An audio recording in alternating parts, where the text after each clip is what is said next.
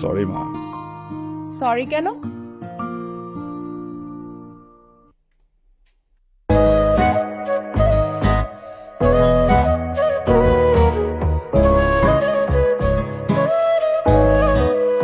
ও মা কি সুন্দর!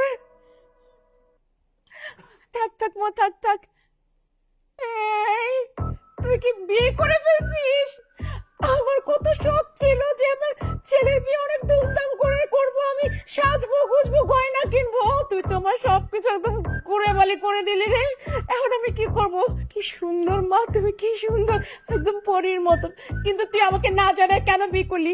মা, কান্নাকাটি শেষ হলে একটু ভিতরে আসি, অনেক ঘটনা সব বলবো তোমাকে। তুই আমাকে না বলে কেন এই কাজটা করলি বলতো? খুব সুন্দর। স্যার কোথায়? দাঁড়াও।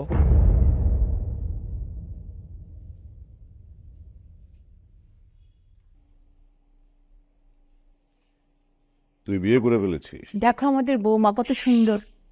কথা বলছো তো আমি। ছেলের বউর সাথে কথা বলতে দাও।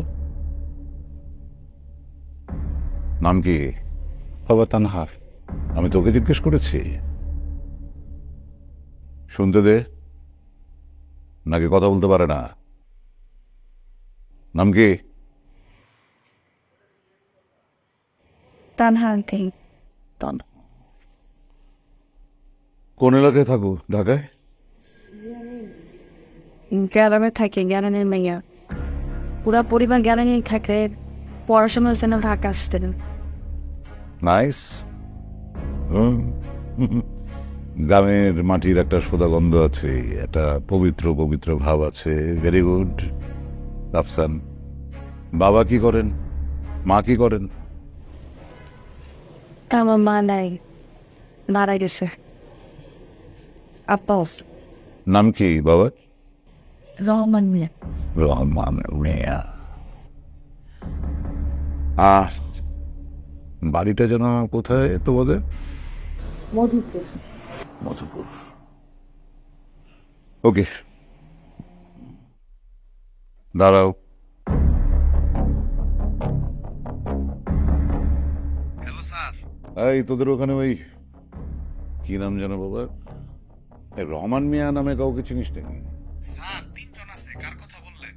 আর ওই যে ওই মধুপুর বাড়ি, একটা মেয়ে আছে, নাম নাম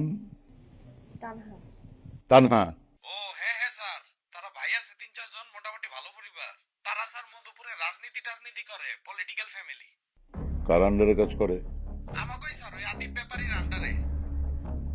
আচ্ছা ঠিক আছে, তুই রাখ। জি স্যার। তানহা, আমি না অনেকগুলো কুকুর পালি, জিএসডি ব্লাড লাইন। ওদেরকে আমার নিয়মিত পেডিগ্রি খাওয়াতে হয় অনেক পরিমাণে। বিদেশি কুকুর তো, দেশি খাবার খাওয়ালে বদহজম হয়ে যায়। তো এই পেডিগ্রি কেনার পরে যে টাকাগুলো বাঁচে, সেই টাকা দিয়ে না আমি কিছু লোক পালি যারা আমার হয়ে কাজ করে। আর সেই লোকগুলো ওদের কাজের জন্য আবার কিছু লোক পালে।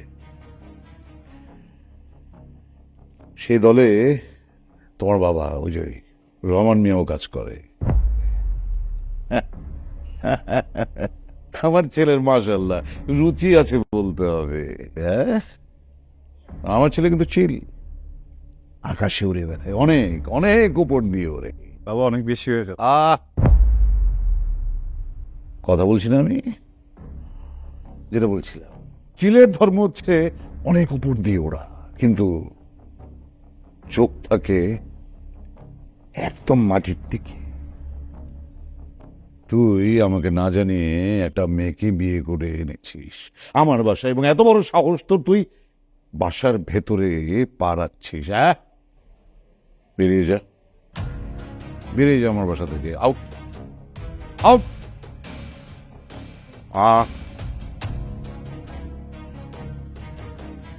তোমার বাবা অবশ্য অনেক দূরদর্শী, তাই না? অনেক দূরদর্শী। মেয়েকে বিয়ে দিয়েছে একদম জায়গা মতো, একদম জায়গা মতো। অবশ্য তাকে সম্মান করা উচিত, আমিও সম্মান করি, কারণ মেয়েকে বিয়ে দিয়ে ব্যবসা দাঁড় করিয়েছে, পারিবারিক ব্যবসা। কিন্তু অনেক বাবা তো মেয়েকে দিয়ে হোটেল ব্যবসা শুরু করে দেয়। তোমার বাবা সেটা করেনি, সেদিক থেকে তোমার বাবা অবশ্যই সম্মানের যোগ্য। মেয়েকে বিয়ে দিয়েছেন, ব্যবসা গোছাচ্ছেন। তুমি কিন্তু তোমার বাবাকে কখনো অপমান করবে না, নেভার। হ্যাঁ, আহ নামলে তুমি ওদের সাথে বাড়ি থেকে বেরিয়ে যাও, আউট।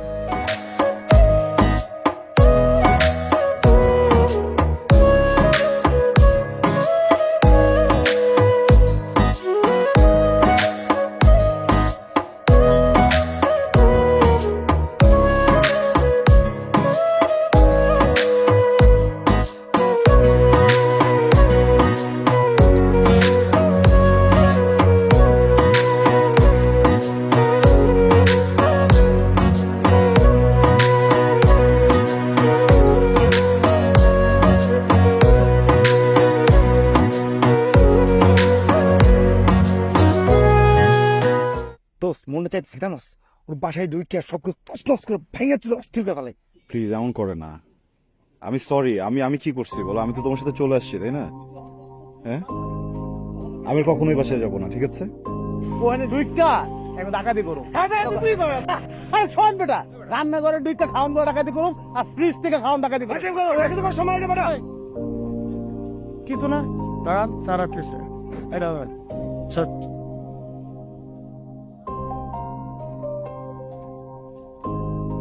সব স্যার ওই যে ওরা জানে স্যার, দুজন দাঁড়া নিছে না, ওরা জানে স্যার। এই এদেরকে নিয়ে আসো। স্যার ওরাই তো আমাকে নিয়ে স্যার, আমরা কিচ্ছু জানি না sir. Sir sir excuse me. আসসালামু আলাইকুম। ওয়ালাইকুম আসসালাম। এত রাতে এখানে কি? জি আমরা আছি। কি ব্যাপার অফিসার, আপনি ওদেরকে এভাবে ধরে রাখছেন কেন? আপনি আমরা ভুল বুঝতেছেন। এই এদেরকে সার্চ করো। এদেরকে সব সমস্যা কি লাগে এই কোমরে কোমরে হাতান ভাই, আর আমি তো সার্চ করতেছি। কি এত রাতে এখানে কি? অফিসার আপনি ভুল বুঝতেছেন, আমি তো বললাম আপনাকে।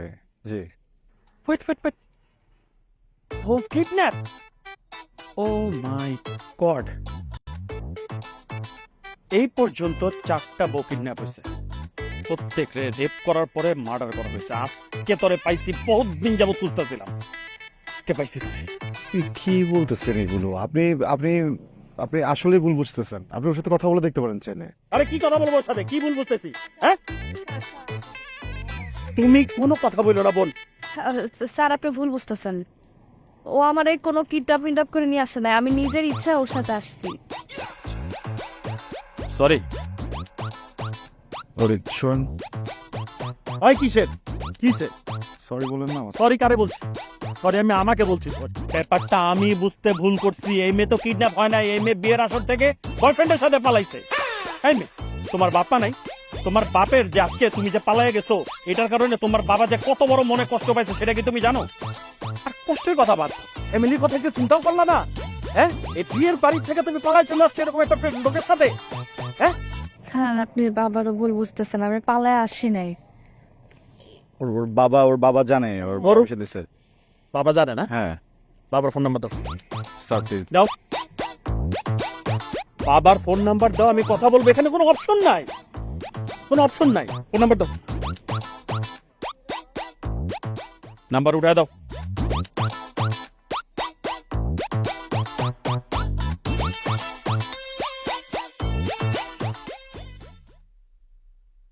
আসসালামু আলাইকুম।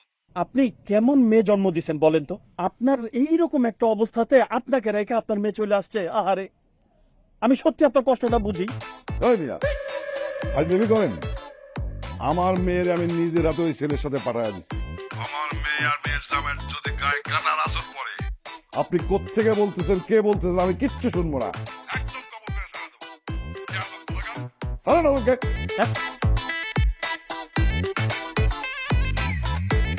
পুলিশ পরিচয়টা একটা দরকার ছিল। বলছিলাম ওর বাবা আমার বাবা সবাই জানে ব্যাপারটা, আপনি শুধু শুধু কষ্ট করতেছেন, আর আমাদেরকে ছেড়ে দেন।